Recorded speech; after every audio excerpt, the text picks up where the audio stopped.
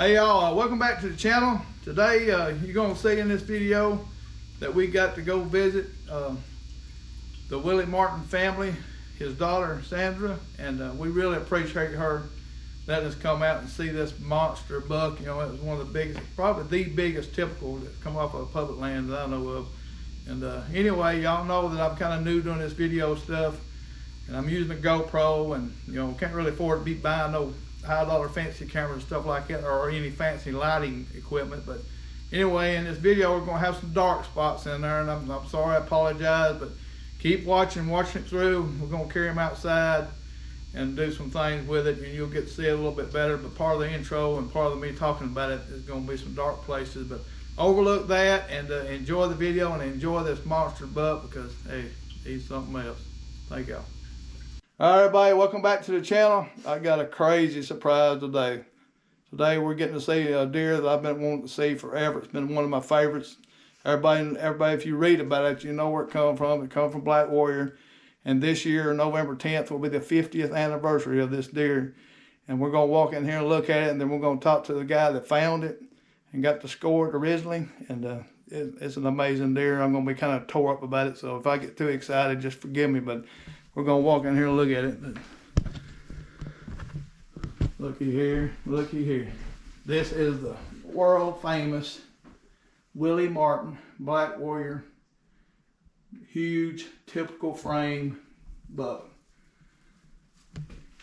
Killed November 10th, 1973.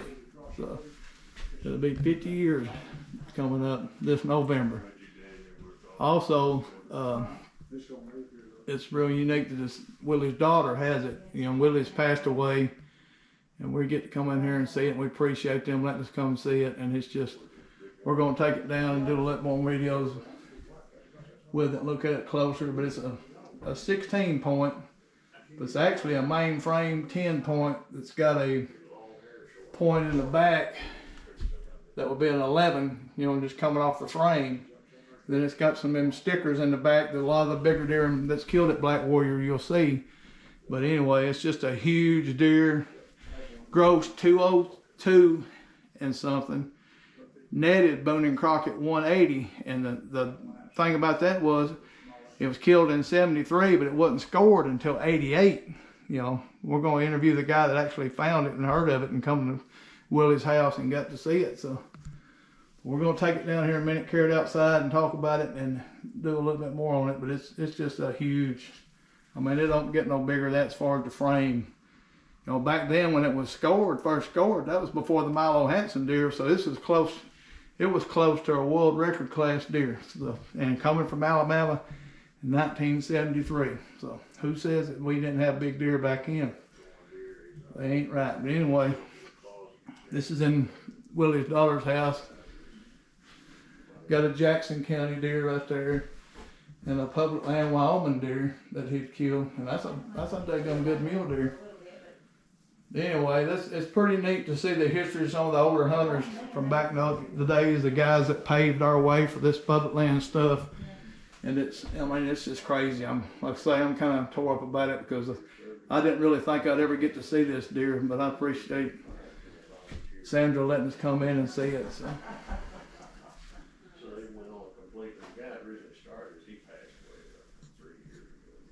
Yeah, I'm Ed Jones with Alabama Whitetail Records, and I located this deer back when we was starting the second edition of the Alabama Whitetail Records.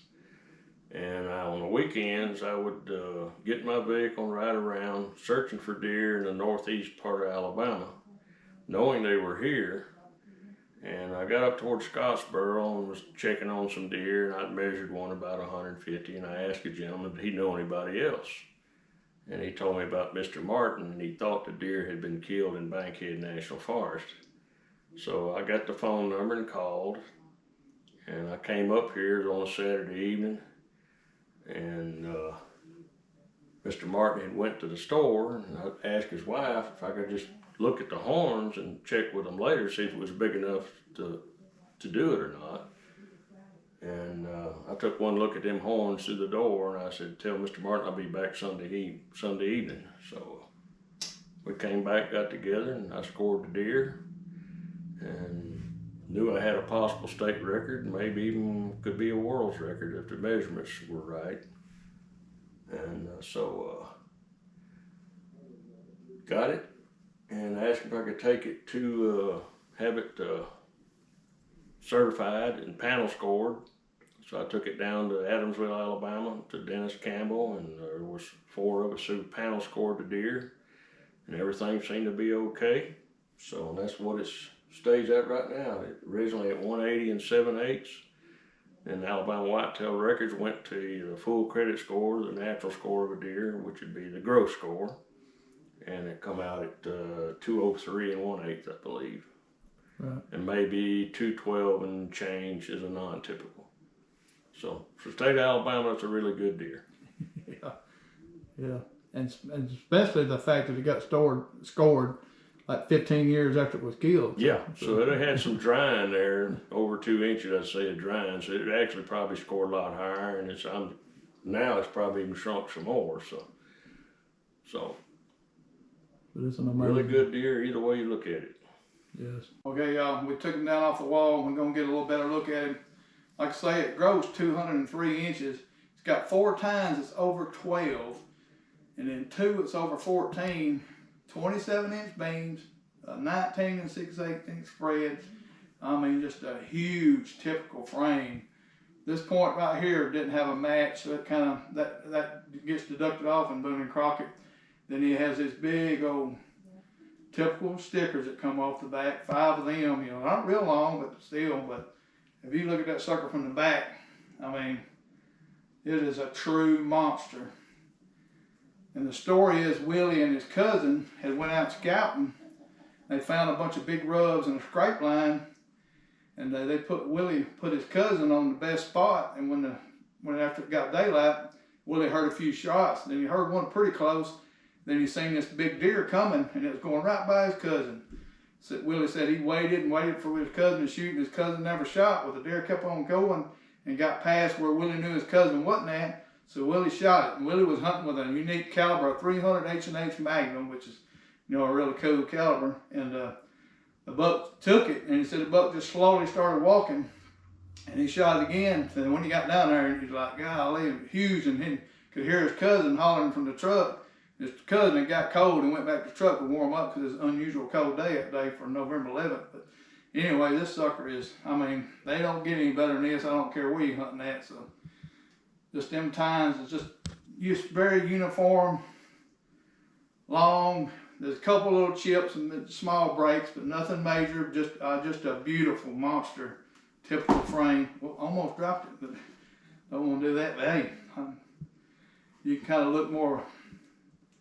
How he's looking right there, but it's that thing. I mean, it don't get any better than this, people. I'm just telling you. So, Alabama, Ohio, wherever, Iowa. I mean, just a monster buck. So, I'm so glad that we got to come see it. I mean, look at this time, just over 14. So, both of these right here, just like I say, 4 of them's over 12.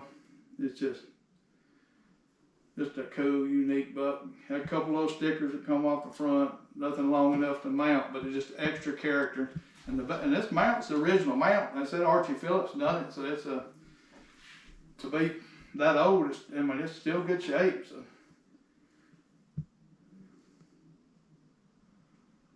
I think they said the live weight was pushing over 250 pounds. I think it gutted at the checking station at 180 or 190 gutted, so that would put him past 250 so on that system. But hey, either way, it don't matter what he weighed.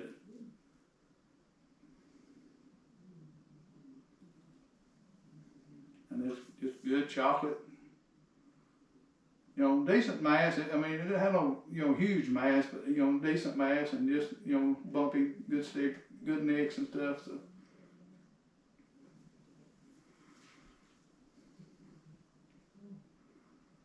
dream buck right there, folks. I know I'm taking my time with it, so because everybody's wanting to probably look at it over and over.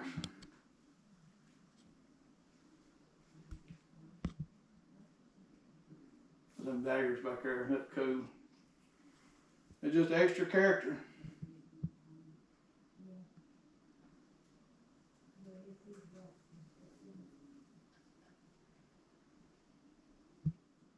This point was broke here. It probably would have, added an inch, and this one up here was broke on the tip. So.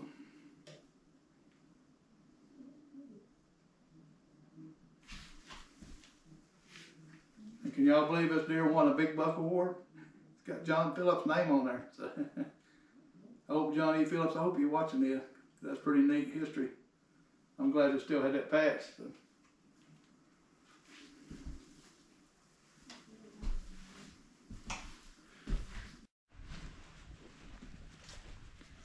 Okay, we got him outside. Gonna get a little bit better lighting pictures. So video.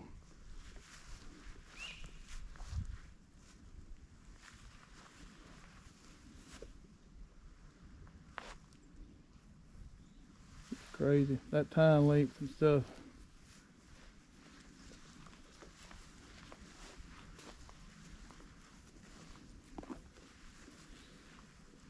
Here you can see the daggers and stuff it's got. That's some of the unique traits on part of the genetics out there, Black Warriors and back daggers. So.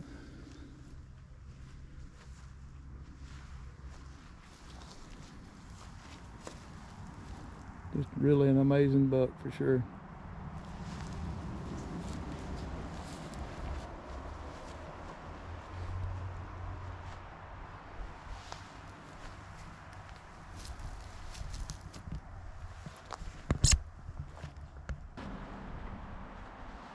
Well, looky here. This buck is almost 50 years old since he was harvested. Right. He's a whopper. Public land, bankhead. Didn't you see one close one time? It was close to that size. Hey, that's old news. Leave it alone. But yeah, I did, and I sat and watched it.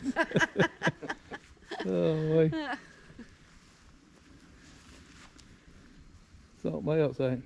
Yeah, it's awesome. Oh, wait. They just don't make them like that a whole lot.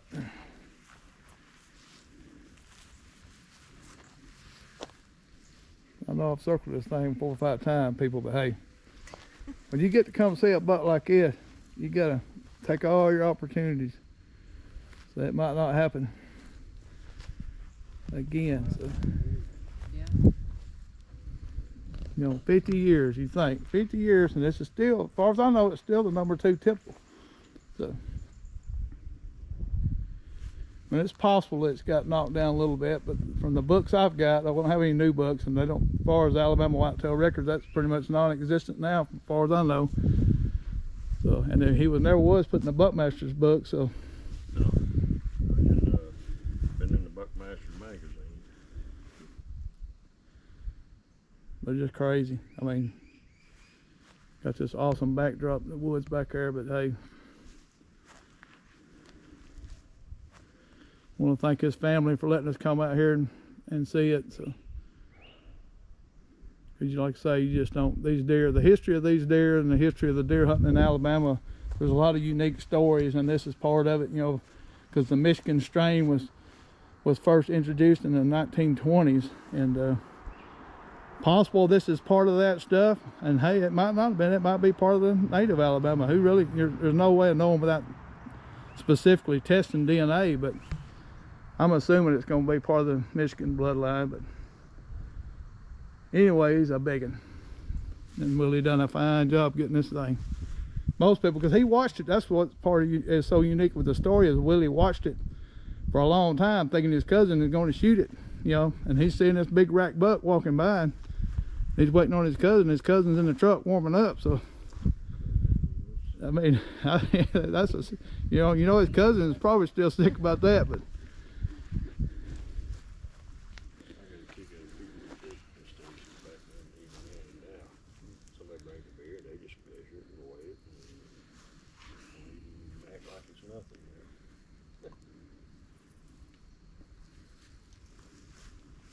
Cool, cool.